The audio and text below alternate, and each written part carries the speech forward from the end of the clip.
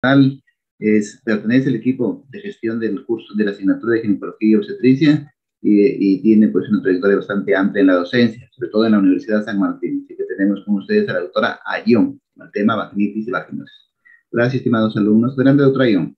Ok, muchísimas gracias, doctor Sandoval. Buenos días con todos ustedes. Veo que son un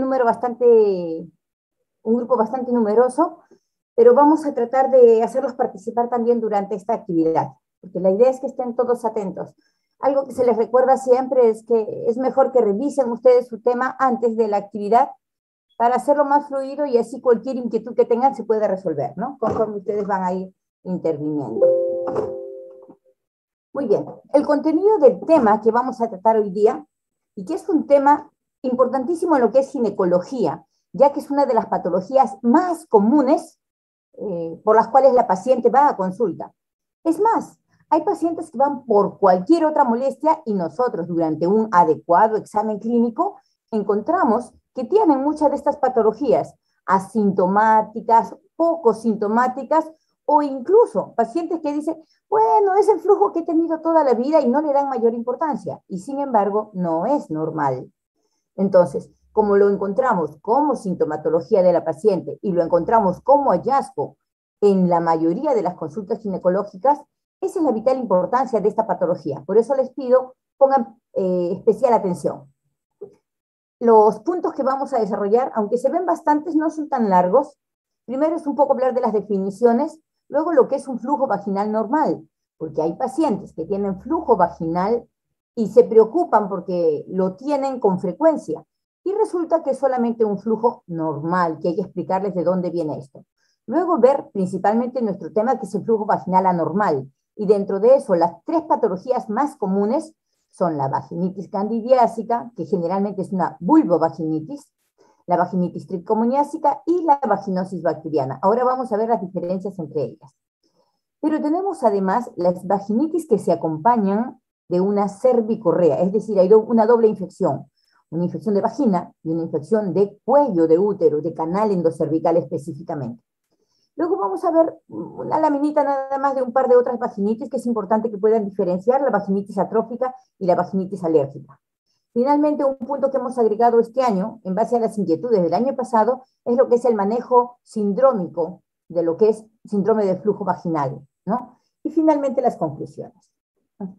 Bueno, ¿cuál es la cruda realidad con lo que respecta a las vulvovaginitis? Este es un problema de salud, ya que afecta a una gran población.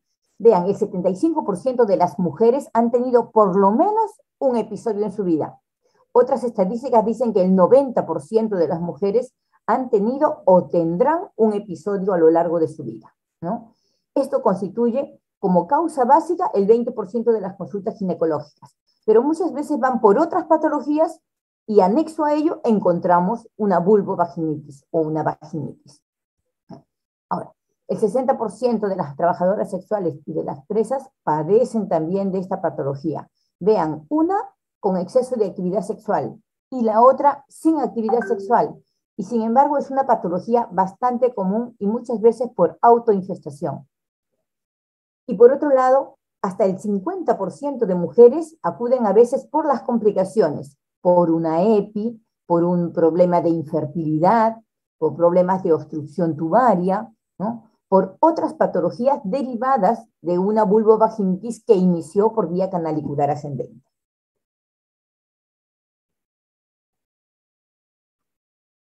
Aquí algunas definiciones. Vean, las dos primeras definiciones son de la Federación Americana de Sociedades de Ginecobstetricia, ¿no? ¿Qué define? Vean la diferencia entre vaginitis y vaginosis. Vean. Vaginitis es una reacción itis. ¿Recuerdan el terminar itis, inflamación? Es una reacción inflamatoria vaginal que puede tener o no alteración de la flora vaginal normal. Vean, ¿ah? Es inflamación con o sin alteración de la microbiota vaginal. En cambio, vaginosis implica definitivamente una alteración de la microbiota, pero no siempre tiene reacción inflamatoria. El caso típico es la vaginosis bacteriana, ¿no? Que tiene muchos gérmenes predominantemente anaerobios y a veces no hay mayor reacción vaginal y lo encontramos como un hallazgo nada más durante el examen clínico, ¿no? Ahora, la vaginosis bacteriana, según la Koch, tendría que ser una infección polimicrobiana marcada con una disminución, ojo, el crecimiento, la alteración de la microbiota normal, el crecimiento de gérmenes patógenos reduce la cantidad de lactobacilos normales. Los lactobacilos son uno de los gérmenes normales en la flora vaginal y son productores de ácido láctico, son productores de el pH ácido que tiene la vagina, y algunos lactobacilos producen incluso peróxido de hidrógeno, que es un microbicida, y que por lo tanto trata de mantener la flora normal. Pero vean, cuando hay una vaginosis bacteriana por una infección de muchos gérmenes, principalmente anaerobios, se reducen estos lactobacillus, se reduce esa protección que hay del peróxido de hidrógeno y se altera el pH, ¿no? Por lo tanto, esto favorece de paso que haya un sobrecrecimiento de estos gérmenes, principalmente anaerobios, ¿no? Y la vaginitis para la Koch es un espectro de condiciones, o sea, no es solamente una reacción inflamatoria, ¿no? Es una serie de condiciones cuyo síntoma principal, cuya causa principal puede ser múltiple, pero que ocasiona síntomas a nivel vulvar y vaginal. Por eso vamos a ver después las vaginitis alérgicas y atróficas, que no se ocasionan por gérmenes, pero que sí son condiciones vulvovaginales. Y otros dos términos que deben manejar, porque los vamos a tratar a lo largo de la actividad, es la leucorrea. Leuco quiere decir blanco, rea es flujo. Realmente es un flujo vaginal blanquecino, que puede venir de la producción de la misma vagina, ojo, normal, por una excesiva descamación celular, por la humedad normal, con material amorfo, o producido por un germen. O sea, puede ser fisiológico o puede ser patológico, ¿no? Asociado a un germen que por vía canalicular ascendente ha ingresado a vagina. Pero en otras ocasiones no es flujo producido solo por la mucosa vaginal, sino es producido por el canal endocervical. Entonces esta secreción está saliendo del cuello hacia la vagina, ¿no? Generalmente nosotros como sintomatología la paciente nos refiere que el flujo sale hacia afuera, ¿no? Entonces que mancha la truza, pero este flujo puede ser o de vagina o de cuello, pero es un flujo que sale. Y la cervicorrea es el flujo anormal que sale del orificio cervical externo, o porque viene de la cavidad uterina o porque viene de las criptas del canal endocervical, ¿no? Vamos a repetir esos términos en varias oportunidades. Hablando del flujo vaginal normal. El flujo vaginal normal es uno de los síntomas más comunes de la consulta ginecológica, es decir, la paciente lo refiere como una molestia, eso es el síntoma. Pero también, les mencionaba hace un momento, es el hallazgo o el signo, que es lo que nosotros identificamos o vemos, no lo que la paciente refiere, sino lo que nosotros podemos evidenciar, es el signo más común en los exámenes ginecológicos. Aunque la paciente venga por otra cosa, venga por dolor, venga por amenorrea, venga por lo que sea, generalmente es un hallazgo bastante común, ¿no? Y esto se debe a que la vagina tiene un ecosistema bastante dinámico, tiene una serie de gérmenes que vamos a ver ahora más adelante, anaerobios, gérmenes gram positivos, gram negativos, micoplasmas, que se describen una cantidad de hasta 10.000 millones de colonias de bacterias, ¿no? Dentro de los cuales destaca por las múltiples funciones que cumple y por los efectos de protección de la mucosa vaginal a los lactobacilos, principalmente los lactobacilos acidófilos, ¿no?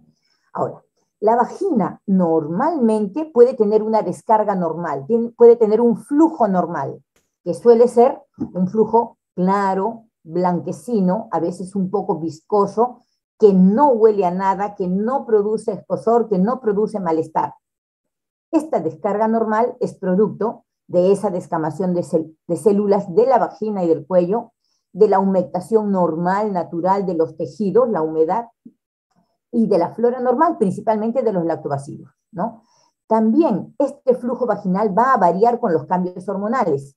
Hay mujeres que dicen, antes de que me venga la regla siempre me aparece un flujo, que no huele, no me molesta, pero aumenta en cantidad de flujo, ¿no? Entonces, los cambios hormonales a lo largo del ciclo menstrual van a variar esta descarga normal. Y también en las etapas de la vida. En la niña y en la posmenopáusica, este flujo suele estar muy disminuido, casi ausente. En cambio, en la etapa reproductiva suele ser mayor en base a los cambios hormonales, ¿no?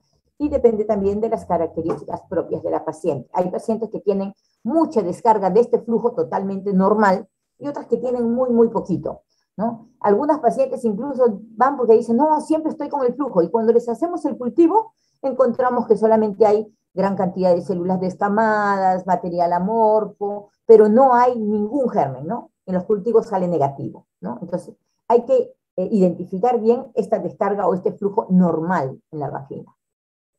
Ahora, les dije que la mucosa vaginal se defiende. ¿Cuáles son los principales mecanismos de defensa? Uno es el epitelio, ya que es un epitelio poliestratificado plano, y es una mucosa carente de glándulas, ¿no? Por eso tiende a ser más resistente al ingreso de gérmenes. El segundo factor es el de la microbiota, los gérmenes normales de la vagina, dentro de los cuales principalmente está el lactobacillus, responsable del pH ácido de la vagina y responsable de la producción del peróxido de hidrógeno, que es un gran microbicida, ¿no? Impide el desarrollo de otros gérmenes.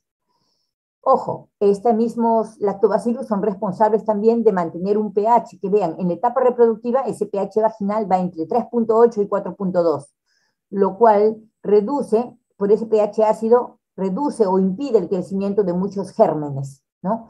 Pero vean ustedes, cuando viene la menopausia, cuando la mujer deja esta etapa reproductiva, disminuye la cantidad de lactobacillus asociados también a los estímulos hormonales, y el pH de la posmenopáusica suele estar entre 6.0 y 7.5. Es decir, pierde este mecanismo de defensa natural, ¿no? Ahora, otro factor importante, como ya lo mencioné, es el nivel de estrógeno, ya que mejora el trofismo, el grosor del epitelio, de la mucosa, la presencia de pliegues, la presencia de un moco cervical más espeso asociado a los cambios hormonales. Entonces, ven, aquí hay 4 mecanismos de defensa que van a permitir, que van a reducir el riesgo de que se infecte. Pero vean que a pesar de todo, cuando hay del desequilibrio del huésped y del agente patógeno, se produce una infección vaginal. Vean aquí, un esquema muy sencillo. ¿Qué cosa es lo que pasa normalmente en la vagina? Las células vaginales contienen glucógeno y debido a una actividad enzimática celular producen la glucosa 6-fosfato. Este componente favorece la reproducción de los lactobacillus. Y estos lactobacillus tienen 2 funciones. Uno, la liberación del peróxido de hidrógeno, y esto también produce además liberación de lactacidina, acidolina, lactacin B, que son componentes que van a reducir la reproducción de otros gérmenes y van a favorecer la reproducción de los lactobacillus. Por otro lado, estos lactobacillus también se encargan de producir el ácido láctico, que va a mantener un pH ácido entre 3.8 y 4.2, esta es referencia de otro autor que dice 3.5, 4.5, vean que los dos giran alrededor del pH de 4, ¿no? Y ambos, tanto el peróxido de hidrógeno como el ácido láctico con su pH ácido, van a dificultar la reproducción de otras especies, ¿no? Principalmente el peróxido va a afectar a aquellas especies que no poseen catalasas, como los anaerobios, ahí está la Gardnerella vaginalis, el Mobiluncus, el Streptococcus. Y la alteración del pH principalmente va a impedir la replicación de especies de aquellas que no toleran el pH ácido, principalmente las enterobacterias, ¿no? Esto logra mantener el equilibrio en la flora vaginal. Aquí para que vean los principales grupos de gérmenes que hay normalmente en la vagina, ¿no? Gérmenes que hay generalmente en muy poca cantidad y mantienen un equilibrio, pero cuando se rompe este equilibrio, cuando se produce la disbiosis, es que entonces aparecen como flora patógena, ¿no?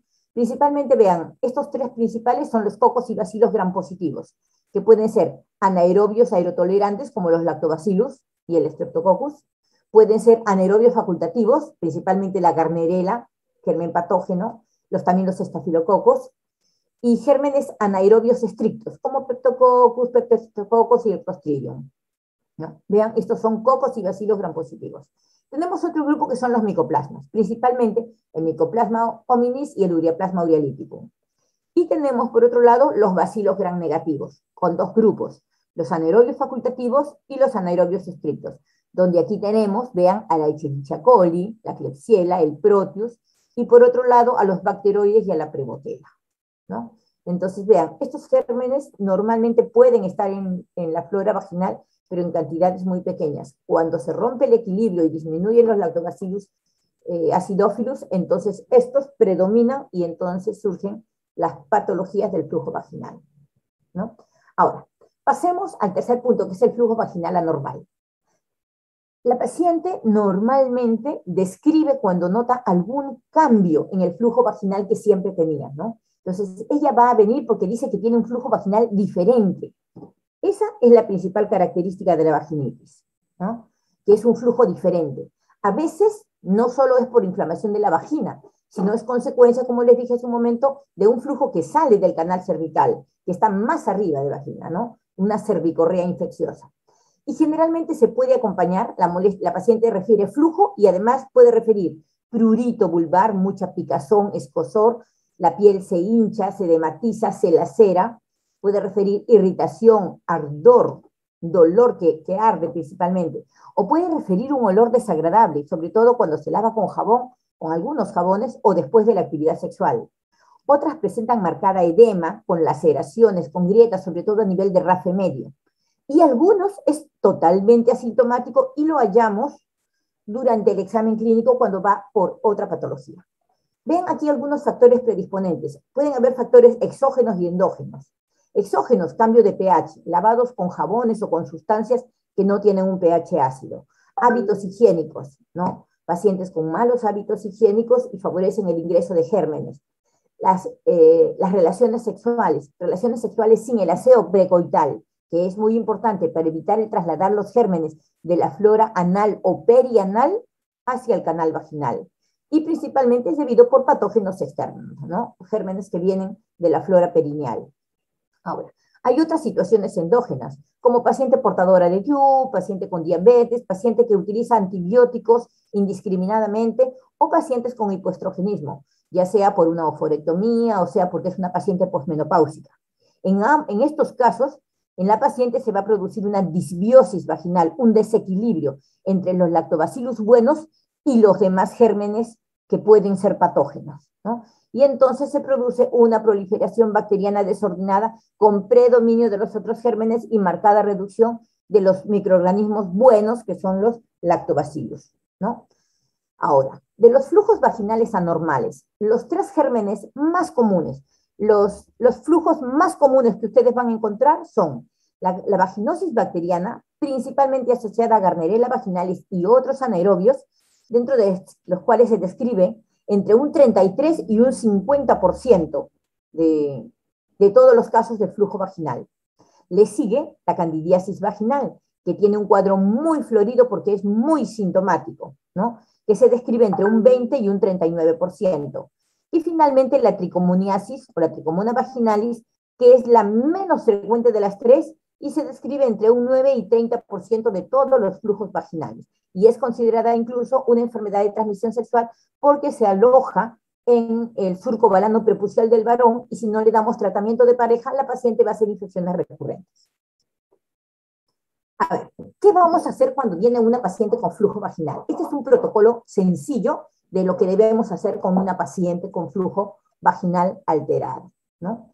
A ver, en primer lugar, una historia clínica, ¿no? Hay que ver los factores de riesgo para la presencia de gérmenes y para ver si es un flujo normal o anormal. Aún no lo hemos examinado. Hay que evaluar su conducta, si tiene actividad sexual, una sola pareja, múltiples parejas sexuales, si se protege con preservativos, si practica el aseo precoital. Luego ver la historia menstrual, ¿no? Porque algunas pacientes dicen, no, siempre tengo flujo antes de que me venga la regla, ¿no? Y después de que pasa la regla quedo con un mal olor, ¿no? Por ahí puede estar metida una Gardnerella vaginalis, además del flujo normal. Entonces hay que ver en qué momento de la etapa menstrual. Hay que ver los hábitos higiénicos, si es que sabe asearse, si es que se lava. Vean ustedes, hay un concepto erróneo de las abuelitas. Muchos pacientes cuando uno le dice, no, debe lavarse con agua y jabón, dicen, no, pero si mi abuelita dice que a esa zona no se le echa jabón. Y hay gente que durante toda su vida nunca se ha echado jabón ahí, ¿no? Entonces vean que son conceptos erróneos. Hay que explicarles que debe asearse con agua y jabón, primero la parte delantera y luego hacia atrás. Nunca asearse del ano o de la zona perineal hacia adelante, hacia la vulva, sino al revés. primero la vulva y luego hacia atrás, ¿no? O el uso de fármacos, antibióticos recientes, de larga data, antibióticos de amplio espectro, ¿no? Entonces, primero la historia clínica. Una vez que ya hemos hecho la historia clínica buscando factores de riesgo, viene la exploración física, el examen clínico. En el examen clínico vamos a ver si hay lesiones externas, si hay congestión vulvar, edema, laceraciones, si se ve flujo externamente, ¿no? Primero toda la parte externa y luego, que es en la inspección viene primero genitales externos, y luego viene la parte interna, como la vamos a ver con la especuloscopía. Entonces, aquí vamos a ver las características del flujo, que vamos a ver que es diferente para cada uno de los 3 gérmenes más comunes que vamos a describir más adelante. Entonces, vamos a ver cuál es la característica, la cantidad, y vamos a ver si es que el flujo solo está en vagina con un cuello limpio o es un flujo que está saliendo del canal endocervical, ¿no? En tercer lugar, tenemos a las pruebas de laboratorios. ¿Qué pruebas podemos hacer? De las más comunes, si tenemos cinta de pH, papel de nitracina, papel de tornasol, podemos hacer una medición del pH. Generalmente, recordemos que el flujo vaginal va alrededor de 4, entre 3.8 y 4.2. La vulvovaginitis candidiásica no suele alterar el pH, por lo tanto el pH se encuentra siempre menor de 4.5. En tanto que la Gardnerella vaginalis o la vaginosis bacteriana suele tener un pH de más de 4.5 y la tricomoniasis suele tener un pH incluso mayor de 5.5, ¿no? Entonces el pH nos podría orientar un poco si es que contamos con el papel. Si no, no se preocupen. Tenemos, además del examen clínico directo, tenemos el examen en fresco, en donde podemos poner una gotita del flujo vaginal con 1 o 2 gotas de suero fisiológico o cloruro de sodio al 9/1000 y podemos verlo al microscopio, ¿no? Ahí podemos ver las hifas, no, podemos ver ahí principalmente las tricomonas, en caso de la tricomoniasis, o podemos ver incluso células clave, que vamos a ver más adelante cuáles son, pero patognomónicas más de la vaginosis bacteriana. Pero también podemos hacer el examen en fresco, además del suero fisiológico, con hidróxido de potasio, en lo que le llaman la prueba del test de WIF o el test de aminas. ¿Por qué? Porque esta sustancia alcalina, el hidróxido de potasio, va a reaccionar con las aminas producidas por los gérmenes principalmente, gram negativos, y va a despertar un olor espantoso, ¿no? Entonces, cuando hacemos la prueba del KOH, le agregamos a esa gotita de secreción vaginal en un portaobjeto, le agregamos 1 o 2 gotas de hidróxido de potasio al 10%. Si despierta un olor espantoso, multiplicado por 10 de lo que normalmente olía, eso es el test de WIF o test de aminas positivo, indica presencia de anaerobios productores de aminas. Pero también podemos verlo al microscopio, y entonces se va a ver con mayor claridad las hifas y los micelios de los honguitos, ¿no? De repente la prueba del gold estándar sería hacer un cultivo de secreción vaginal, ¿no? Entonces son las pruebas principales que hacemos, pero vean que la parte clínica va a ser muy importante como vamos a verla más adelante. Empecemos con la primera patología. La primera es la vaginitis candidiásica. El agente causal es la cándida, principalmente la cándida albicans, ¿no? Su incidencia, les dije que del total de flujos ocupa entre un 20 a un 39%, ¿no? Es por lo tanto la segunda vaginitis más frecuente, ¿no? Ahora, se dice que el 75% de las mujeres ha tenido un episodio en su vida y el 40% tendrá hasta 2 o más episodios en toda su vida reproductiva principalmente, ¿no? Les dije que el agente causal es este honguito con sus hifas y sus micelios, ¿no? Es un patógeno oportunista realmente. Normalmente está allí, pero está solapado, no causa molestias, pero cuando se produce el desequilibrio, la disbiosis, entonces este germen desarrolla, se exacerba, ¿no? Es un germen que puede estar en la flora normal de la piel y en el tracto digestivo. Por eso recuerden ustedes, cuando damos tratamiento, a veces damos tratamiento sistémico además del tópico. Es una levadura que prolifera cuando hay ese desequilibrio vaginal, que puede ser incluso por inmunosupresión, ¿no? Se dice que de todas las cándidas que producen este cuadro tan llamativo, tan aparatoso, el 85% corresponde a Candida albicans. Literatura más reciente dice que incluso el 70% nada más. Antes era 90-95% era Candida albicans, pero vean que cada vez es menos porque están apareciendo otras cepas de la cándida, principalmente la Candida glabrata, Cruzei, tropicales y la parapsilosis, ¿no? Entonces, hay diferentes tipos de cándida, la más común, la Candida albicans, ¿no? Ahora, ¿qué factores de riesgo tenemos que favorecen el desarrollo de esta Candida albicans? El embarazo, que tiene una inmunosupresión relativa para favorecer el desarrollo del aloinjerto, la diabetes mellitus, que además produce un desequilibrio con aumento de glucógeno, el hipertiroidismo, y principalmente vean todo lo que tiene que ver con la supresión inmunológica, la inmunosupresión, la presencia de trasplantes, que también, el exceso de corticoterapia o antibióticos muy de amplio espectro por tiempos prolongados y la corticoterapia. Ahora, ¿cuál es el cuadro clínico? El cuadro clínico es de lo más llamativo. Hasta el portero hace el diagnóstico de candidiasis vulvovaginal. ¿Por qué? Porque la paciente se queja, no de flujo, sino se queja de gran picazón, ardor vulvar, dolor, ¿no? Porque se ve así una vagina roja, congestiva, ¿no? Y además se quejan de que cuando orinan, y la orina moja sus genitales, produce gran ardor. Vean, cuando la paciente dice, me arde al orinar, lo primero que tenemos que preguntar es, ¿arde cuando el chorro de orina sale, que vendría a ser una uretritis, o cuando la orina moja sus partes? Y la mayoría dice, no, no, cuando la orina moja mis partes me produce un ardor espantoso. Entonces estamos hablando de una vulvitis, que con el ácido de la orina produce gran dolor. Y también dolor con las relaciones sexuales. Dicen, no quieren ni que los toque su pareja porque ya no soportan el dolor, ¿no?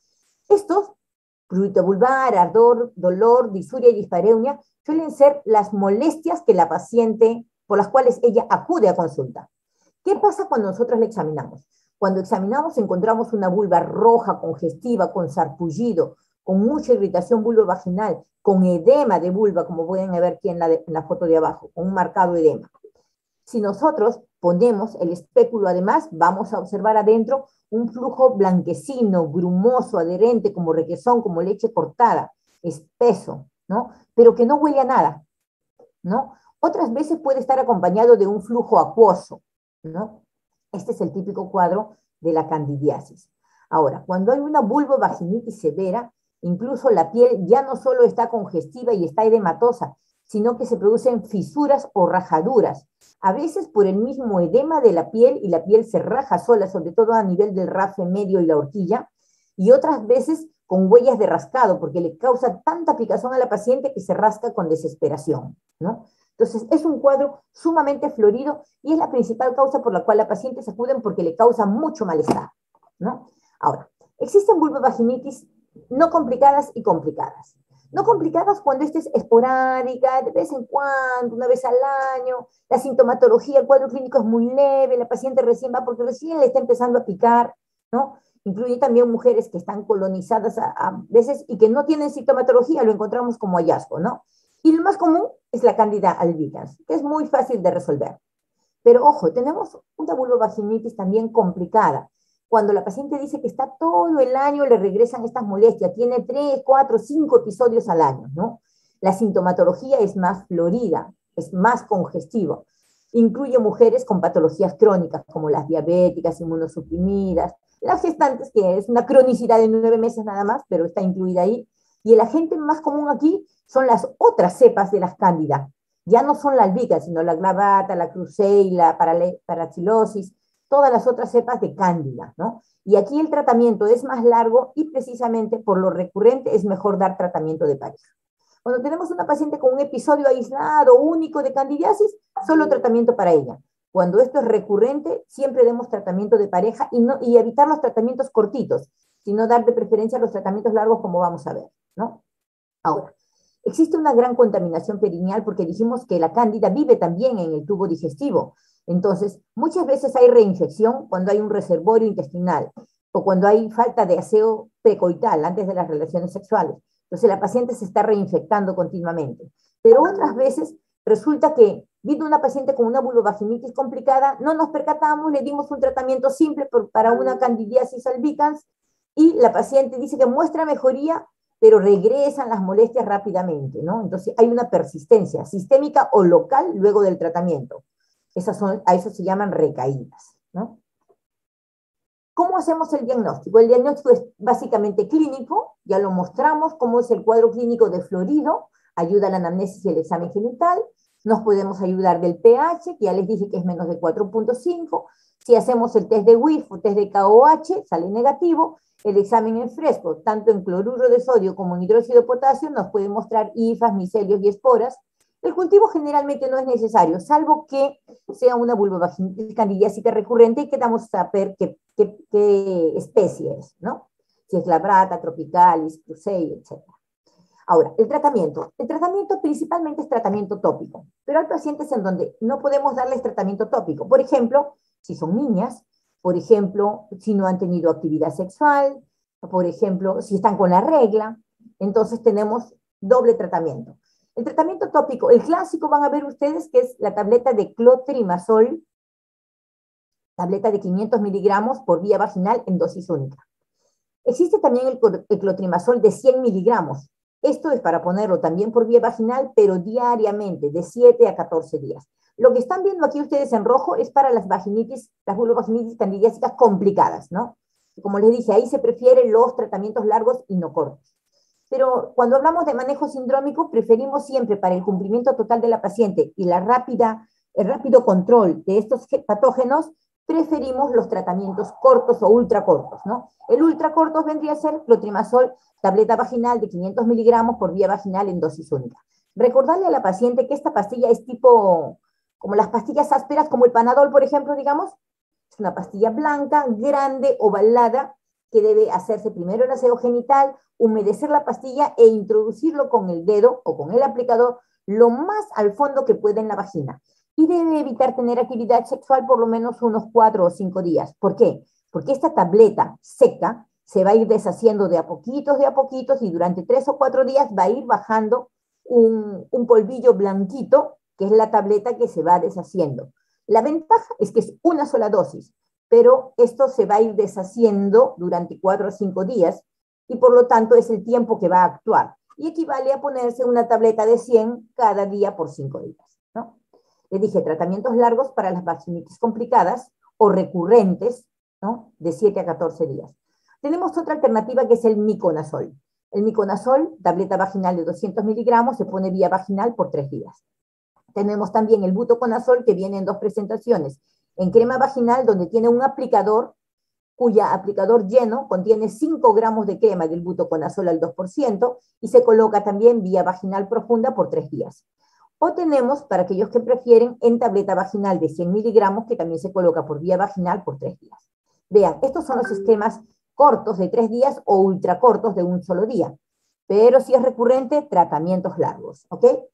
Ahora, cuando la infección es recurrente o cuando la paciente no puede ponerse tratamiento vaginal tópico, o cuando la infección es recurrente y la pareja también hace estos episodios, bueno, en el varón es diferente, ellos no tienen flujo vaginal, ellos tienen un gran prurito, escozón y un sarpullido a nivel del glande y del surco balano prepucial, ¿ya? Entonces, cuando hay infección de pareja, es mejor el tratamiento sistémico. Fluconazol de 150 miligramos, vía oral dosis única, tanto para el varón como para la mujer.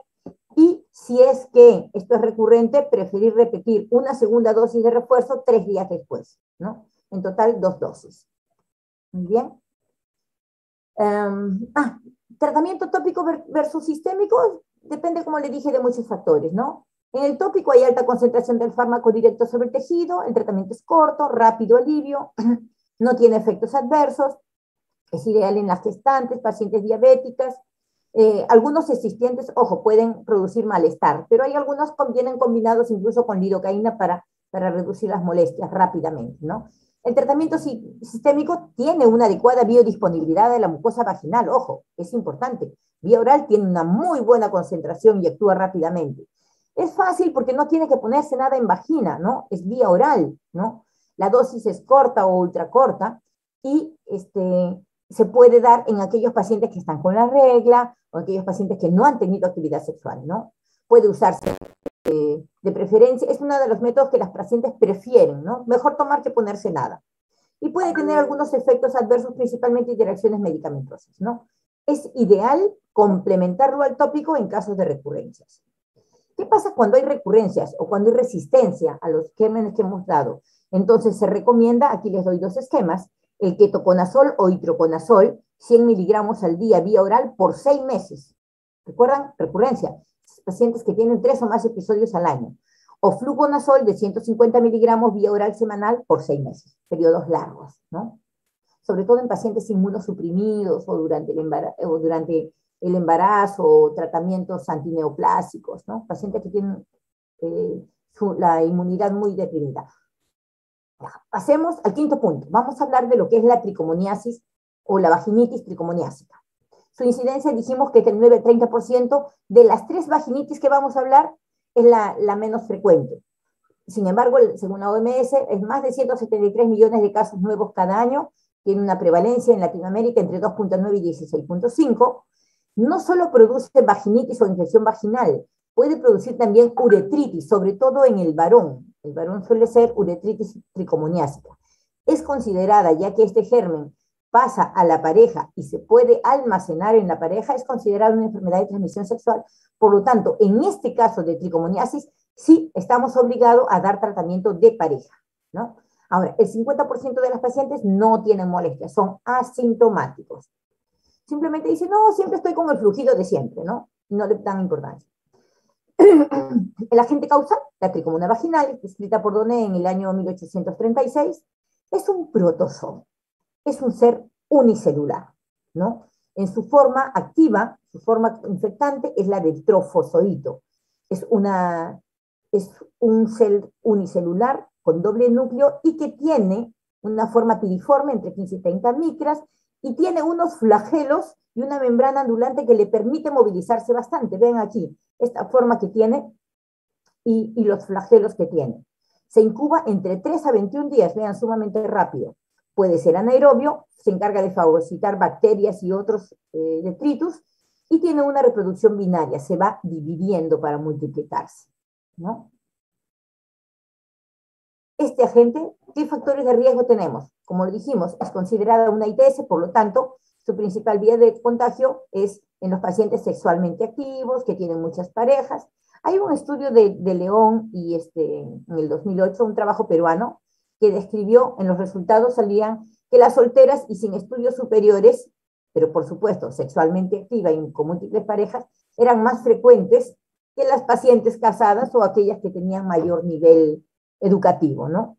Tal vez de repente por las medidas higiénicas, por lo que es salubridad, que tendrían mayor influencia. Y también se asocia al no uso de condón. En cierto modo, el condón favorece o reduce el riesgo de la tricomoniasis, ¿no? Vean, aquí hay uno de los trofozoitos y vean cómo se van dividiendo, se van multiplicando en 2 y pueden infectar vagina y uretra. Cuadro clínico de la tricomoniasis. Vean, tiene algunas características. La mayoría de pacientes va solamente por flujo o van hasta en un 50% asintomática. Entonces lo encontramos como un hallazgo. Vamos a examinar por otra cosa, porque hay un sangrado anormal, porque tiene prolapso, porque tiene dolor pélvico, por molestias urinarias, por lo que sea, y encontramos este flujo. ¿Qué es lo que nosotros encontramos al examen clínico? Vean estas 2 fotitos que son muy típicas de la tricomoniasis. Uno, un flujo amarillento verdoso, pero que vean, está lleno de estas burbujitas, ¿ven? Es un flujo espumoso. Esto es algo muy típico de la tricomoniasis. Se debe precisamente a la movilidad y a los flagelos de las tricomoniasis con sus flagelos y su membrana ondulante. Y lo otro que podemos encontrar a nivel del cuello es esto que se llama cuello en fresa. Y se produce una serie de petequias en el cuello y en la vagina, más notorios en el cuello, pero también pueden presentarse en la vagina, como una especie de sarpullido, puntos rojitos al por mayor. Estas son 2 características clínicas que nosotros podemos ver en la paciente y sospechar de una vaginitis tricomoniásica. Pero ojo, la tricomoniasis puede producir otras molestias y puede producir otros cuadros, principalmente la uretritis, ¿no? Puede dar una uretritis tricomoniásica y en otros casos está asociada a otras infecciones de transmisión sexual. Por eso siempre que vemos una paciente con tricomoniasis hay que pedirle descarte de VIH, descarte de sífilis, y también puede ser responsable de una enfermedad, puede estar asociada a enfermedad pélvica inflamatoria, ¿no? Por asociarse a otras ITS. Ahora, cuando hablamos de una mujer embarazada, la tricomoniasis se asocia a rotura prematura de membranas y esto secundariamente a parto preterno. ¿Cómo hacemos el diagnóstico? Básicamente, como les dije, es asintomático, es el examen genital con el espéculo lo que nos va a ayudar, ese flujo espumoso y ese cuello en fresa.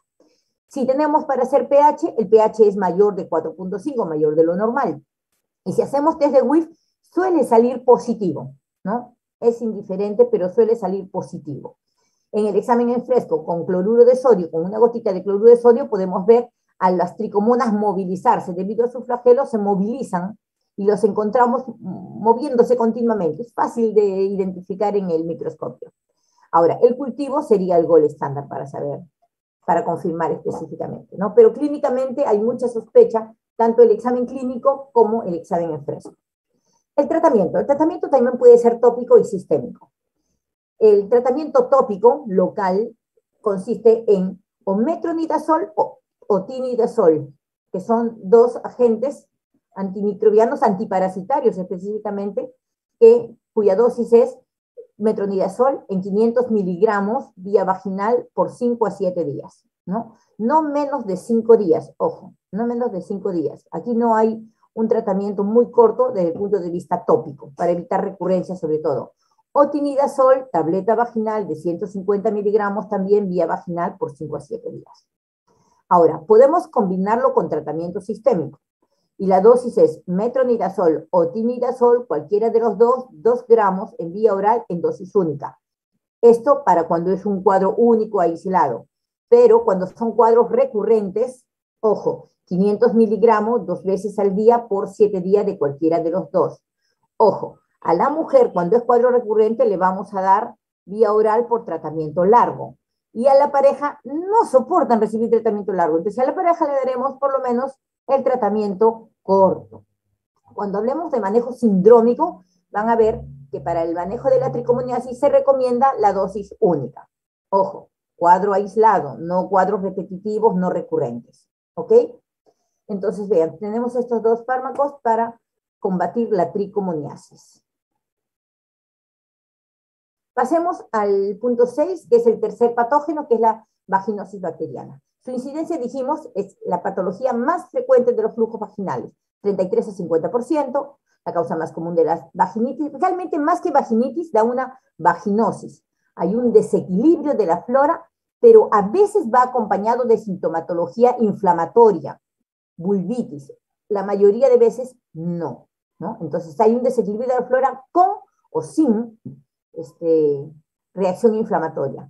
La mayoría de veces no da reacción inflamatoria y es también hallado como un hallazgo, es algo fortuito en el examen, ¿no? Es más frecuente en la etapa reproductiva. En la maternidad de Lima se hizo en el 99 un trabajo en donde se encontró el 80% de las mujeres con flujo vaginal, y de este 80%, 30% era por vaginosis bacteriana, y 50% de ellas no tenían ninguna sintomatología, ¿no? En cuanto a la etiología, está formado por, la vaginosis bacteriana realmente está formada por diferentes gérmenes anaerobios, dentro de los cuales el que predomina o el más común identificado es la Gardnerella vaginalis, ¿no? Este es un germen gran variable, generalmente gran negativo. Son bacilos muy cortos, como se pueden visualizar acá, entre 0,5 y 1,5 micras, que tienen formas diferentes, unos más alargados, otros más redondeados, son móviles y se encuentran en colonias pequeñas. Dan una característica al microscopio, que son las llamadas las células claves o clue cell. ¿Por qué? Porque estos patógenos, estos bacilos tienden a rodear el citoplasma de la célula. Entonces aquí tenemos una célula normal, vea cómo los patógenos se empiezan a acercar y cómo se adhieren al citoplasma, dando una forma de anillo o clue cell, o llamadas células claves, ¿no? Rodean todo el citoplasma de la célula. Aquí arriba esta fotito era para que vean el pleomorfismo, ¿no? Puede ser un bacilo largado, puede ser redondeado, puede ser dobles, cortos, dobles largos, ¿no? Es pleomórfico. Ahora, factores de riesgo. Se dice que la escasez de recursos asociado a la reducción de medidas de salubridad, falta de agua potable, por ejemplo, se asocia como factor de riesgo. También otros factores como el alcohol y el tabaquismo. El sobrepeso, la obesidad es otro factor importante, ¿no? Condicionado también al inadecuado aseo. También es más frecuente en pacientes sexualmente activos, pacientes que tienen muchas parejas o que hacen cambio de pareja, o lo describen recién cuando han cambiado nueva pareja, recién empiezan a describir este flujo. Cuando hay coitos frecuentes, sobre todo sin protección, el uso de duchas vaginales que alteran el pH vaginal, el uso del DIU por tiempos prolongados. Se describe, vean, incluso en un trabajo, en este trabajo de León que les mencionaba de Perú, que en las lesbianas incluso hay un riesgo relativo de 2,5, ¿no? Cuando el riesgo habitual es 1. También con el uso de espermicidas que pueden alterar el pH, ¿no?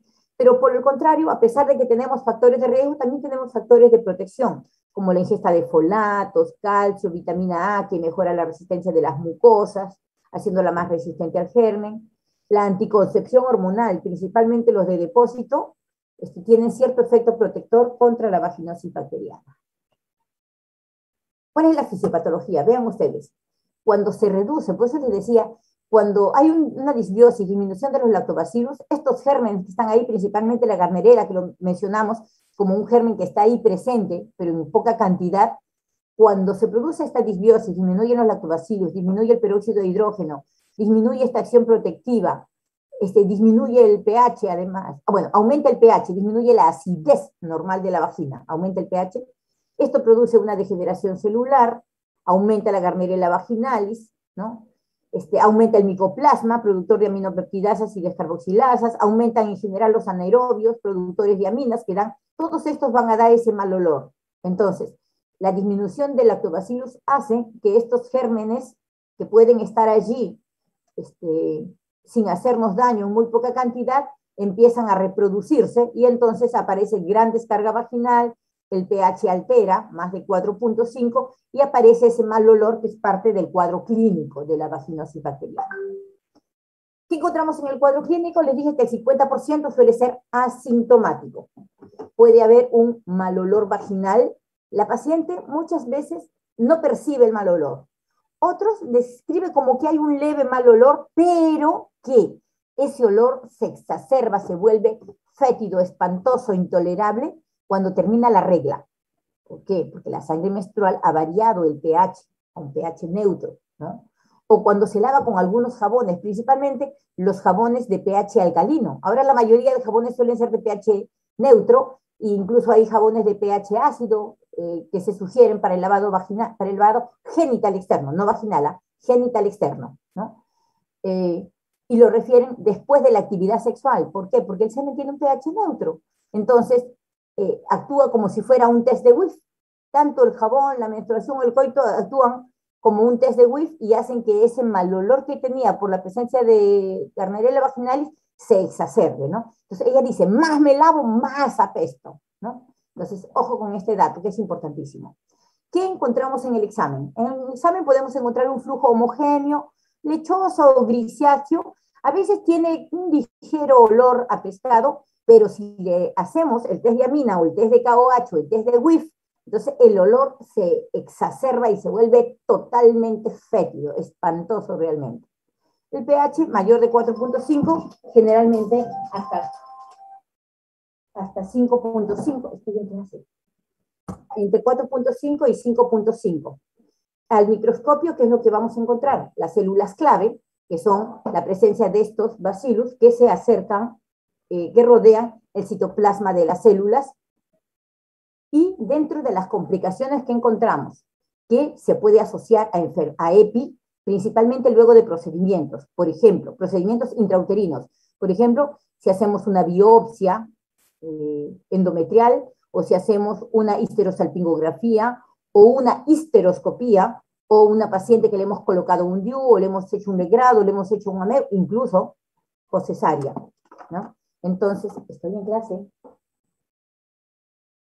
Entonces, y otra de las complicaciones que pueden presentarse en una gestante, por ejemplo, es favorecer la rotura prematura de membranas, el parto pretérmino, recién nacido de bajo peso, la coriomionitis, endometritis puerperal y las infecciones post-cesárea, ¿no? Entonces vean cómo el cuadro clínico a veces lo vamos a detectar asociados a sus complicaciones, ¿no? Dos tablas que les quiero pasar, los criterios de Hansel. Vean, estos son criterios para diagnosticar vaginosis bacteriana, ¿no? Encontramos un pH alterado, más de 4.5, generalmente hasta 5.5, una secreción lechosa homogénea y adherente a la vagina, y el test de WIF positivo. Estos tres datos son clínicos, lo hacemos durante la consulta médica. Pero, ayudado de la citología, podemos encontrar las células clave en un más del 20% del examen en fresco. Este es un diagnóstico clínico citológico, 3 criterios clínicos y 1 citológico.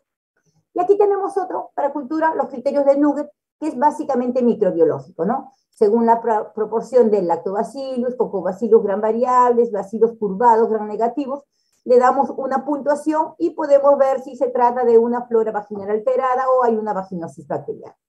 Por cultura. ¿Qué pasa con la vaginosis bacteriana? Tratamiento. Podemos dar tratamiento tópico y sistémico. El tratamiento tópico corto, recuerden, preferimos los tratamientos cortos, puede ser específicamente clindamicina en óvulos vaginales de 100 miligramos vía vaginal durante 3 a 6 días. En las pacientes que es primer episodio, que no están embarazadas, se prefieren tratamientos cortos de 3 días. Pero recuerden que en la gestante está inmunosuprimida y se ha visto que hay una mayor adherencia del patógeno a la mucosa vaginal. Entonces, en la gestante preferimos los tratamientos largos de 6 días, ¿no? También puede ser en clindamicina crema vaginal al 2%, una cánula contiene 5 gramos, vía vaginal durante 7 días. O podemos ponerle metronidazol en gel, en cánula, o metronidazol en tabletas vaginales, o metronidazol o tinidazol en tabletas vaginales, ¿no?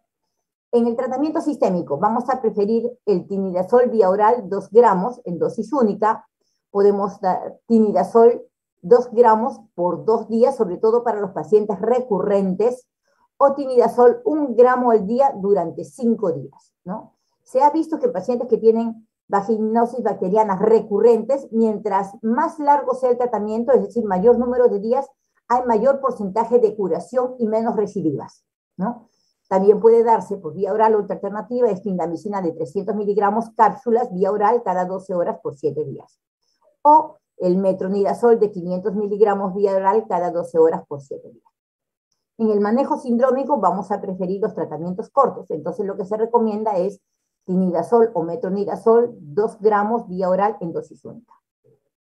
Cuando comparamos tinidazol y metronidazol, vean ustedes que los dos los mencionamos, tanto vía vaginal como vía sistémica, ¿no? Vean, el tinidazol, los dos son primos hermanos, pero el tinidazol tiene la gran ventaja de que tiene mayor vida media, mayor concentración sérica, a un porcentaje igual de curación. Pero principalmente, lo más importante, es que tiene menos efectos secundarios, ¿no? Principalmente gastrointestinales, les da náuseas, a veces vómitos a la paciente.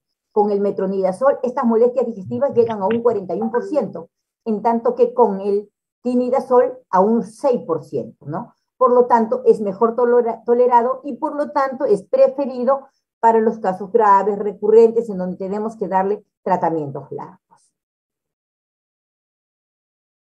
Ahora, 2 patologías más para mencionarles cuando encontramos nosotros que además de vaginitis, al poner el espéculo vemos que hay flujo vaginal, hay cervicorrea. Entonces ese flujo vaginal purulento que proviene de canal cervical se asocia principalmente a 2 gérmenes que han ingresado por vía canalicular ascendente, se esconden en las criptas endocervicales y suben al endometrio, a la cavidad uterina, a las trompas y a los ovarios, y son responsables de la EPI. Tenemos al gonococo y a la clamidia trachomatis, ¿no? Uno es un diplococo intraleucocitario que se incuba en 2 a 7 días. El cuadro clínico generalmente asintomático, pero a nivel de cuello lo vemos con un flujo purulento. A veces produce una cervicitis con un sangrado vaginal básicamente cervical, ¿no? Y puede haber dispareunia y lo más importante, puede haber EPI. En cuanto a la clamidia, es una bacteria típica, ¿no? Se incuba de 1 a 3 semanas, generalmente asintomático, y lo sospechamos más cuando encontramos una EPI o encontramos cervicorrea. A veces es la pareja que dice que tiene una secreción cremosa que le produce ardor al orinar e indirectamente hacemos el diagnóstico de la mujer. 2 patologías adicionales, rapidito, que es la vulvovaginitis atrófica, que generalmente se asocia al hipoestrogenismo.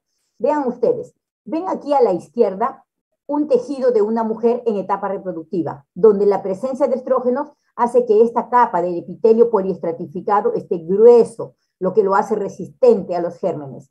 En tanto, en la paciente posmenopáusica con hipoestrogenismo se produce una atrofia vaginal y hay un marcado adelgazamiento de este epitelio. Ese adelgazamiento hace que tenga resequedad en la mujer, que haya un punteado rojizo, que haya una palidez del tejido, es un tejido muy adelgazado, friable, a veces hay un flujo sanguinolento, sobre todo poscoital, hay dispareunia, hay coitalgia, y el pH se pierde. Les dije que entre un pH de 6 y 7.5 debido a la deficiencia estrogénica, ¿no? También pacientes pueden acudir por esta sintomatología. Y el otro caso son las vaginitis alérgicas, que a veces no son tan infrecuentes, ¿ah? Aquí hay una reacción inflamatoria vaginal, hay un enrojecimiento y tumefacción, pero hacemos el cultivo y no hay ni un solo germen. Generalmente el exudado es un flujo claro, a veces casi transparente e inodoro, no tiene olor, ¿no? Y se produce por diferentes alergenos, principalmente el látex del preservativo. En algunas pacientes el semen o el uso de la copa, capuchón, diafragma, ¿no? Y el tratamiento o por algunos óvulos vaginales. Algunas pacientes hacen reacción alérgica a algunos de los componentes de los óvulos que le damos y después de ese, se puso un óvulo y se le hinchó, se le inflamó toda la vulva y no lo toleraba. Aquí hay un esquema, por ejemplo, de una vaginitis alérgica inducida al semen de su pareja, ¿no? Vean, aquí cuando no hubo contacto, a los 5 minutos del contacto y a los 15 minutos del contacto, cómo el tejido empieza a enrojecerse, ¿no? Entonces son vulvovaginitis irritativas o alérgicas, que también hay que indagar por qué. Vean, dentro de los agentes pueden estar productos de aseo e higiene, hay que preguntarles si es que cambiaron de marca de tampones, de marca de protectores, si es que cambiaron de jabón, de espermicida, ¿no? Productos con los que se asea o con los que lava la ropa interior. Y el penúltimo punto antes de terminar, el manejo sindrómico. Vean ustedes, les dije que los agentes más comunes para la vaginitis son Gardnerella, Cándida y Tricomonas en ese orden. Pero que podemos encontrar una cervicitis o una endocervicitis asociada, evidenciada por la cervicorrea, asociado a Neisseria y a Clamidia trachomatis, ¿no? Entonces, vamos a ver ahora cómo va a ser el manejo sindrómico en base a esto. Pero recuerden que todo manejo sindrómico siempre se acompaña en la consejería de las 4C. Una consejería adecuada, favorecer el cumplimiento, por eso nos ayudan los tratamientos cortos y ultracortos, pero el cumplimiento no solo de la pareja, sino también de los contactos. Muchas veces en la paciente tenemos que darle tratamiento largo, a veces no siempre se puede dar el corto, pero a los contactos hay que darle siempre tratamiento corto, porque nunca van a cumplir los largos, porque dicen que ellos no tienen sintomatología. Pero si no cortamos el círculo vicioso, entonces no vamos a lograr el objetivo. El cumplimiento de la paciente con tratamiento corto o largo, según amerite, y el tratamiento de los contactos con tratamientos cortos o ultracortos. El control para ver que la paciente haya remitido su sintomatología y sugerir el uso de condones que reduce la frecuencia de las infecciones vaginales.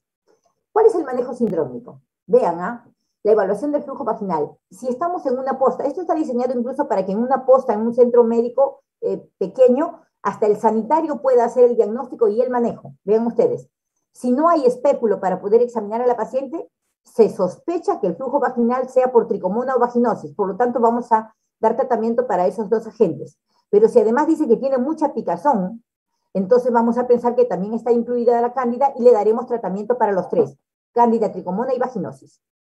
Si tenemos espéculo, entonces le hacemos una especuloscopía, entonces vamos a ver si es un flujo espumoso, con burbujas y con cervix en fresa, o hay un flujo plomizo, con mal olor y con test de Wis positivo, le daremos tratamiento para ellos. Y si es que además tiene picazón o además encontramos flujo grumoso, ojo que pueden haber vulvovaginitis mixtas, entonces le daremos tratamiento para tricomona, Gardnerella y cándida. Pero como tenemos espéculos y además vemos que hay cervicorrea, daremos también tratamiento para gonococo y clamidia.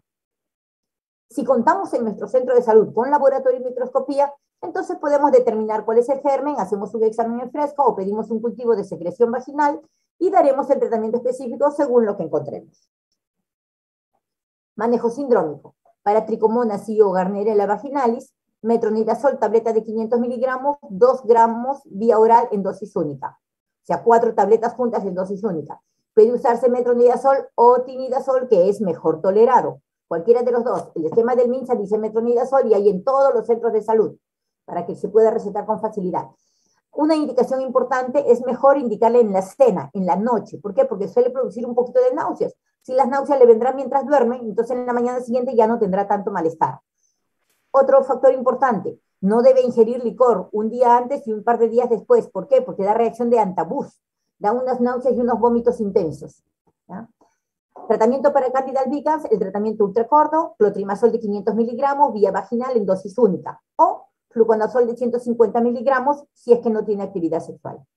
Gonococo y clamidia, ciprofloxacino de 500 miligramos, dosis única para lo que es gonococo, y acitromicina de 500 miligramos, se da 1 gramo, 2 tabletas de 500, vía oral, dosis única. Y con esto hemos tratado tricomona y Gardnerella, cándida, y si vimos cervicorrea, gonococo y clamidia. Pero ¿qué pasa si mi paciente es una gestante? Aunque esto lo van a ver después en obstetricia, simplemente para remarcar. Si sospechamos tricomonas y Gardnerella, en cualquier trimestre el esquema debería ser igual a la no gestante, pero de preferencia evitamos el metronidazol en el primer trimestre, ¿ok? Lo preferimos evitar. MINSA dice que no hay ningún problema utilizar el mismo esquema en la no gestante, pero de preferencia evitar el metronidazol en el primer trimestre. Entonces sería 2 gramos vía oral, dosis única, ¿no? En la Candida albicans, el clotrimazol de 500 miligramos vía oral en cualquier trimestre del embarazo sin ningún problema. Y aquí sí cambia el tratamiento en gonococo y clamidia. No le podemos dar ciprofloxacino porque es una quinolona fluorada contraindicado en el embarazo porque actúa en el cartílago de crecimiento. Entonces le daremos ceftriaxona de 250 miligramos en una ampolla inyectable, una dosis única. Para el gonococo y para la clamidia, acitromicina, 1 gramo vía oral, dosis única, sin ningún problema. Bueno, para concluir, espero no demorarme mucho, vean ustedes, este es un cuadro diferencial del flujo normal y las 3 principales patologías que hemos visto. Es un resumen de todo lo que hemos visto, ¿no? En el flujo vaginal, asintomático, flujo claro, blanquecino, que no huele a nada, que no produce ningún malestar, el pH normal de la vagina 3.8 a 4.2, test de WIF negativo, y lo que encontramos en el examen en fresco son los microbios buenos, los lactobacillus acidophilus. En la Candida albicans lo más llamativo es el prurito, el disconfort, el flujo grueso, ¿no? Eso es lo que más molesta a la paciente, ¿no? Lo corroboramos, tiene marcada inflamación, test de WIF negativo, podemos encontrar en un examen en fresco las pseudohifas. En la tricomona, igual que la vaginosis, suelen ser asintomáticos la mayoría. Pero lo típico de la tricomonas, el flujo espumoso, amarillo verdoso, a veces maloliente. Y el cuello en fresa, ¿no? Flujo espumoso, cuello en fresa y un pH mayor de 4.5. ¿No? El test de WIF puede ser positivo, como les dije, y en el examen en fresco encontramos al protozoo flagelado muy móvil. En la vaginosis bacteriana, lo llamativo es el flujo con mal olor, puede haber prurito, el flujo no tiene mayor característica salvo el olor, que cuando le hacemos el test de WIF es francamente positivo, ¿no? Y en el examen en fresco, las células clave en más del 20% de las células halladas. Vean ustedes, como mucho se maneja como síndrome de flujo vaginal, vean ustedes que la terapéutica moderna tiene combinaciones ya específicas para los flujos vaginales, que la mayoría de flujos vaginales remite con esta combinación, en donde hay el componente del miconazol, que es específicamente para la cándida, ¿no? Es un antimicótico, y tenemos la combinación del tinidazol, primo hermano del metronidazol, específicamente para Gardnerella y para tricomoniasis. Entonces, con estos óvulos de combinación miconazol-tinidazol, antes la más común era utilizada la nistatina, como antimicótico, con el metronidazol para la tricomona y la Gardnerella, ¿no? El más moderno actualmente es la combinación de miconazol con tinidazol, que viene en cajas de 7 a 10 óvulos, ¿no? Entonces ya vean, hasta la farmacopea ya está diseñada para que de una sola podamos cortar los flujos vaginales más comunes, siempre y cuando sean cuadros aislados, no recurrentes. Ahí debemos utilizar combinación de terapéuticas. Y como última diapositiva, medidas de prevención. ¿Qué debemos enseñarle a todas nuestras pacientes que vienen con flujo vaginal? 1, a mantener una higiene íntima adecuada. Indicarle que la zona genital sí debe asearse, sobre todo porque es una zona muy fácil de contaminar por la gran proximidad que hay con la zona perianal, en donde eliminamos toneladas de gérmenes. Entonces el lavado debe ser con agua. Debe usar jabón, porque el jabón es el único que va a eliminar los gérmenes. Y no solamente debe lavarse con agua y jabón, sino debe además secarse. Muy pocos se lavan, muchos se lavan con agua, pocos con jabón, pero nadie se seca. Entonces es importante acostumbrarse a tener una adecuada higiene femenina, mínimo 2 veces al día, al levantarse y al acostarse, y sobre todo luego de defecar, ¿no? Siempre después de hacer el 2. Es importante recomendarles que la limpieza de la zona genital tiene que ser hacia atrás, empieza adelante en la zona vulvar y va hacia atrás a la zona anal, nunca al revés. Indicarle el cambio frecuente de ropa interior, de toallas higiénicas y de tampones vaginales para evitar la reproducción de gérmenes.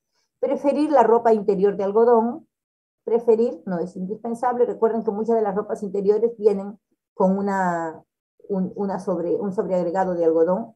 El aseo genital precoital, esto es importante favorecerlo porque si no, durante la actividad sexual o durante el juego precoital, el varón puede rozar la zona perineal o perianal y simplemente sirve como un vector para trasladar los gérmenes hacia vagina, ¿no? Estimular la conservación de la microbiota vaginal luego de uso prolongado de antibióticos. Existen unos componentes en cápsulas vaginales que son Tropivag es la marca, pero realmente son lactobacillus, que vienen en cápsulas, lactobacillus vaginales, que vienen, son lactobacillus que se colocan en cápsulas para recuperar o mejorar la flora vaginal, sobre todo cuando ha habido uso prolongado de antibióticos o cuando de repente en el frotizo, en el cultivo de secreción vaginal, nos dice que hay escasa cantidad de lactobacillus, ¿no? Recuerden que la reducción de los lactobacillus favorece que los otros gérmenes puedan desarrollar, ¿no? Y recordemos que cuando hay recurrencia, el tratamiento de pareja es indispensable en estos casos, ¿no? Bueno, eso es todo lo que yo les traía. Ahora sí, por favor, las preguntas que son lo que me va a nutrir a mí para mejorar las clases cada vez que tengamos que tratar este tema. Gracias.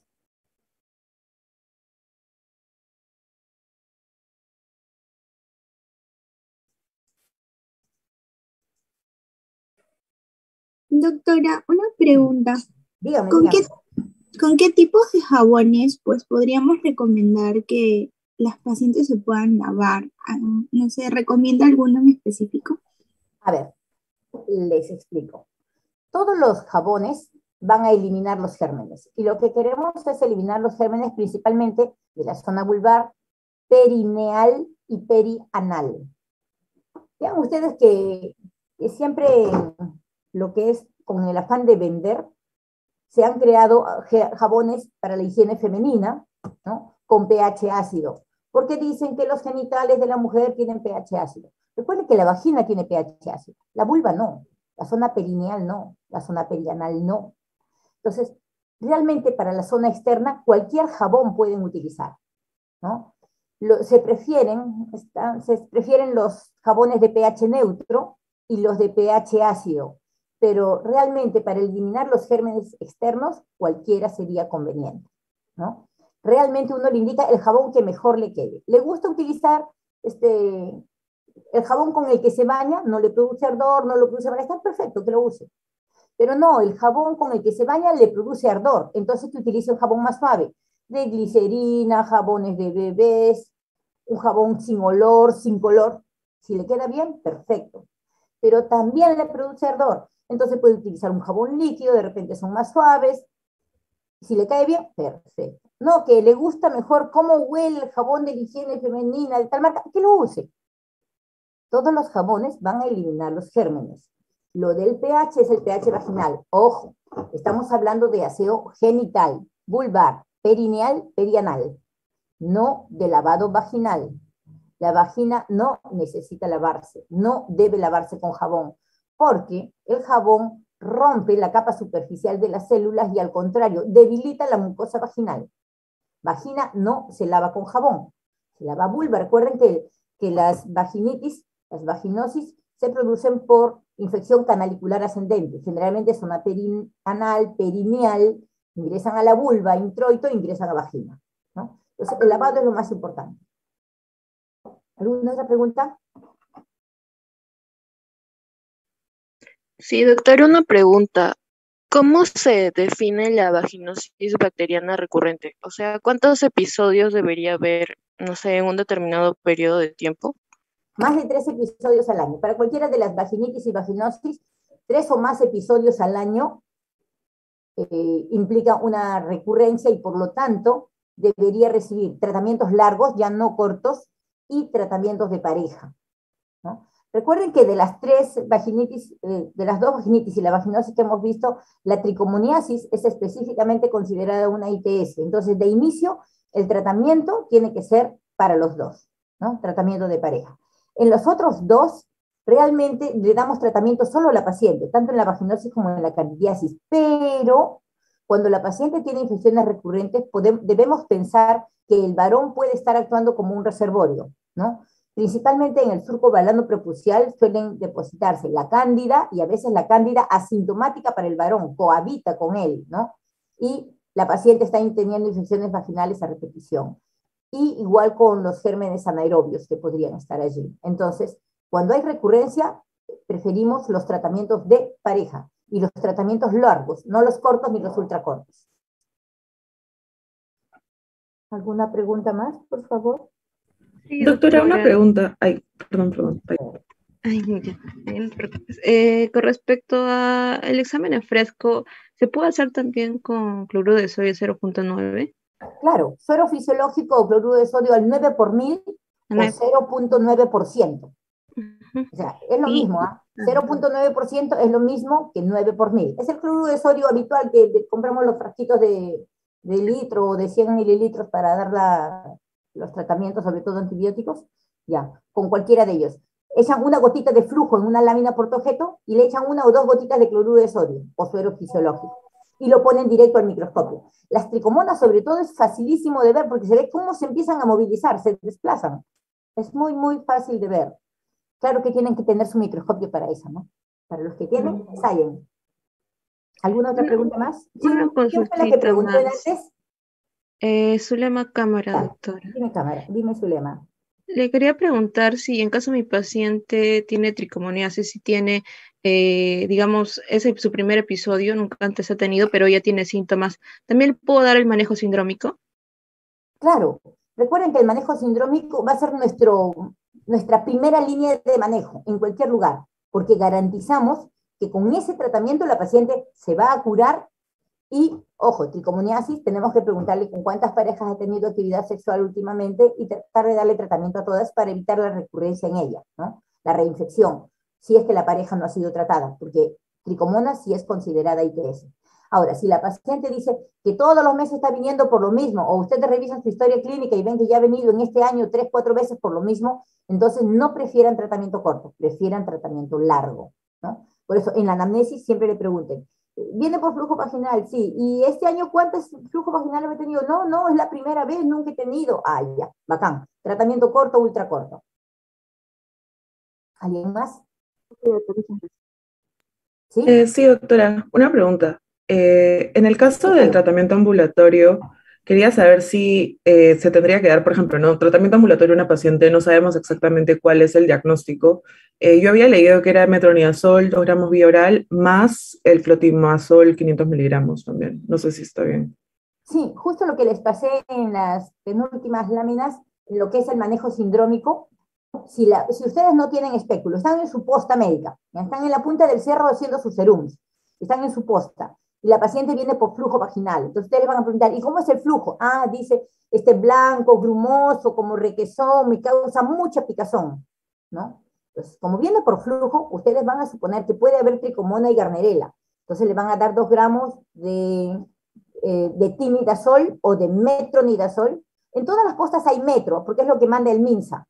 Pero si tienen tinidazol o la paciente va a comprar tinidazol, mejor porque da menos molestias gastrolesivas. 2 gramos vía oral en dosis única. Pero además, como ella tiene flujo grumoso y picazón, le dan además vía vaginal clotrimazol, tableta vaginal de 500 miligramos en dosis única, y le dicen que no tenga actividad sexual por unos 4 a 5 días. ¿Ya? Eso es el manejo sindrómico. Eso porque ustedes no tienen un espéculo para verla. Ahora, si ustedes se han llevado su dotación de espéculos descartables, entonces sí le pueden poner el espéculo. Entonces, cuando ustedes van a ver, uno, la característica del flujo. Se parece al hongo, se parece a la tricomona, se parece a la garnerela. Y 2, van a ver, ¿sale flujo del cuello? ¿Hay cervicorrea, sí o no? Y según eso decidirán su manejo sindrómico, ¿no? Ahora, a veces hay flujos inespecíficos, ¿ah? Hay flujo blanquecino amarillento, medio acuoso, no tiene espuma, no tiene grumos, no huele feo, ¿no? Pero es abundante, ¿no? O es un flujo verde. Hay flujos que no tienen todo lo que les hemos dicho. Entonces, den el tratamiento de manejo sindrómico de flujo vaginal para tricomona, para garnerela y para cándida. Recuerden esas combinaciones que les he dicho de nistatina metronidazol, Ya viene en óvulos o en crema vaginal, o el más moderno que se usa es miconazol en vez de nistatina y tinidazol en vez de metronidazol, ¿no? Esas combinaciones ya vienen para eliminar estos 3 gérmenes más comunes en flujo vaginal. ¿Sí? ¿Alguien más? Chicos, ¿alguien más? Aunque...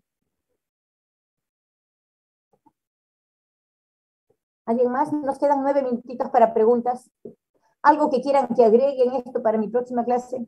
Esto de síndrome, de manejo sindrómico no lo habíamos incorporado antes, no estaba específico, pero es algo que es muy práctico, sobre todo para ustedes que dentro de poco, ya en un par de años, van a estar ustedes ejerciendo y trabajando, haciendo sus serums en algún lugar alejado. Vean, el manejo sindrómico es sumamente práctico y fue diseñado para que incluso un sanitario, un personal de repente no médico, que es a veces el único personal que hay en una posta, pueda simplemente por anamnesis iniciar un manejo en lo que era prevención y manejo oportuno de las ITS, ¿no?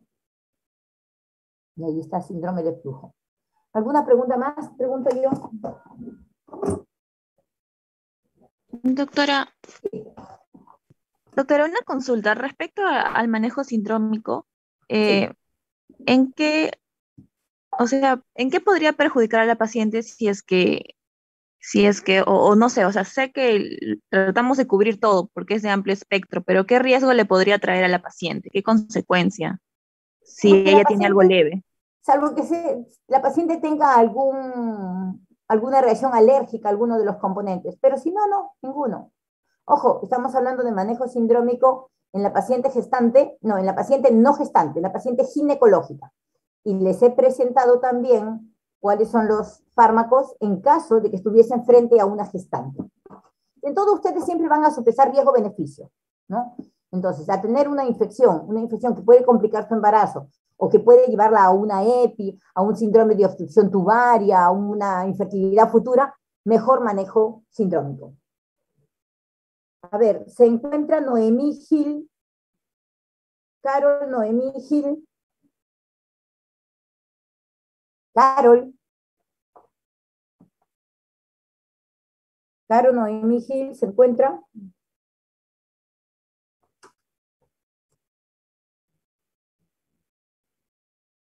Se encuentra Yaritza Ramos.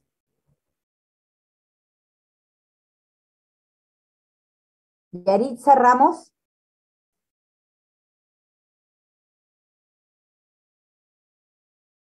Carla Jo, o Ju. Carla Ju Alba.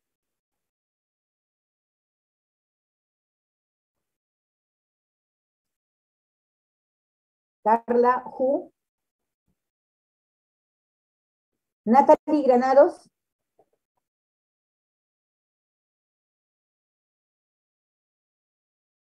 ¿Se encuentra Natalie Granados?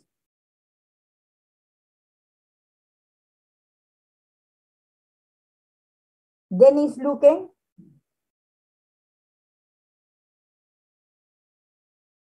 No se encuentra nadie. ¿Quiénes han venido hoy día a la actividad? Denis Luque. Kevin Pelayo. Kevin Pelayo.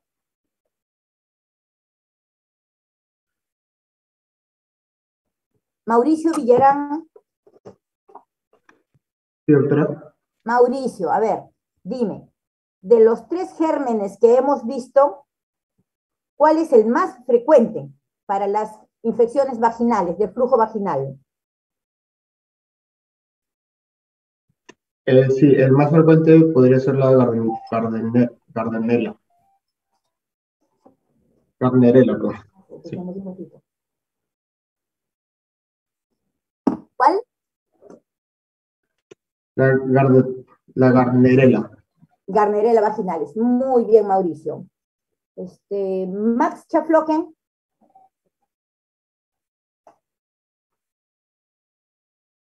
Max Chaflocken.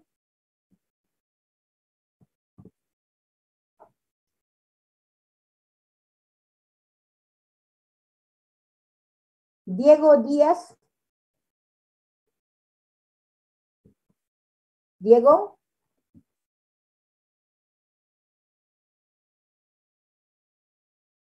Cristian Jufra.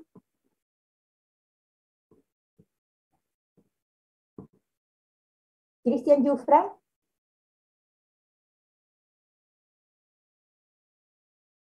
Renzo Felipe Gervasi. O Gerivas. Gervasi. Renzo Gervasi.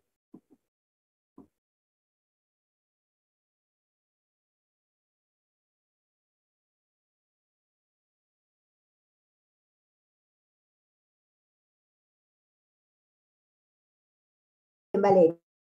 Valeria, dime, ¿cuál es de estos tres agentes que hemos visto, cuál es el que produce más sintomatología, el cuadro clínico más florido, más molesto para la paciente? Doctora, la cándida. La cándida, ¿no? La vulvovaginitis candidiásica, esa es la peor de todas. Stephen Peláez.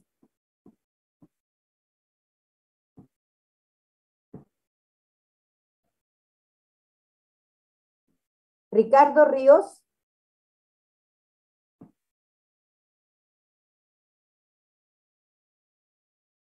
Vanessa Zapata. Doctora. Vanessa, a ver, Vanessa, dime, ¿cuáles son los agentes que producen flujo vaginal, pero porque el agente viene del cuello del útero, del canal endocervical, aquellos que producen cervicorrea?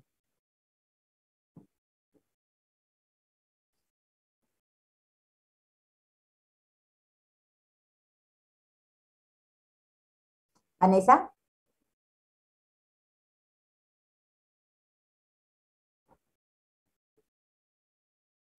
Walter Paredes. Doctora, ¿me escucha? Ah, sí, a ver, te oigo recién, estaba cerrado tu micro. Dime, Vanessa. Gonococo. ¿Y? Clamidia. Gonococo y clamidia trachomatis. Muy bien, Vanessa. A ver, Gracias. Walter Paredes. Sí, doctora, buenos días, ¿me escucha? Sí, te oigo, Walter Paredes. A ver, Walter Paredes, dime, ¿qué germen da el test de WIF positivo?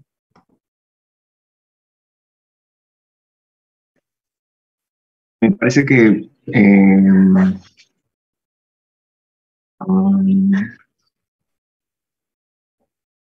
¿Cuál? Walter. está presente en la vaginosis. La Gardnerella podría ser. La Gardnerella vaginalis, ya, específicamente ellos. Y a veces, ¿quién podría dar sí o no? ¿Tricomona? La tricomona, pero principalmente el test de WIF se da en los gérmenes anaerobios productores de aminas. Por eso le llaman test de amina, test de WIF o test de KOH. Silvana Taipe. Sí, doctora. A ver, Silvana, dime, a ver.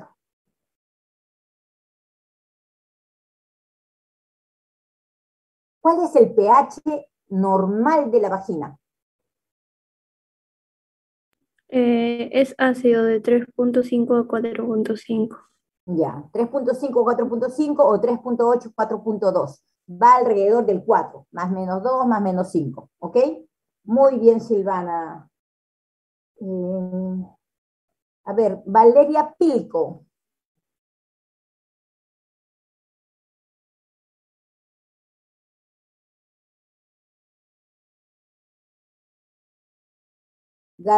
Rosa Capcha. Buenos días, doctora. Ya, hola Rosita. A ver, dime Rosa. ¿Cuál es el agente o cuál es el microorganismo más importante en la flora vaginal normal? El lactobacillus, doctora. Lactobacillus acidophilus. Muy bien, Rosa Capcha, ¿no? Rosa. Tracy Américo Almerco. Tracy Almerco.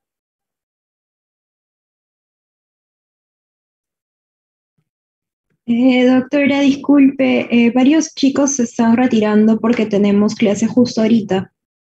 Ya, son las 10 en punto, se terminó la actividad. Hasta 3 Sí. Muy bien, chicos. Nos vemos en la próxima. Ok, muchas gracias. Hasta luego, doctora. Muchas gracias. Doctora.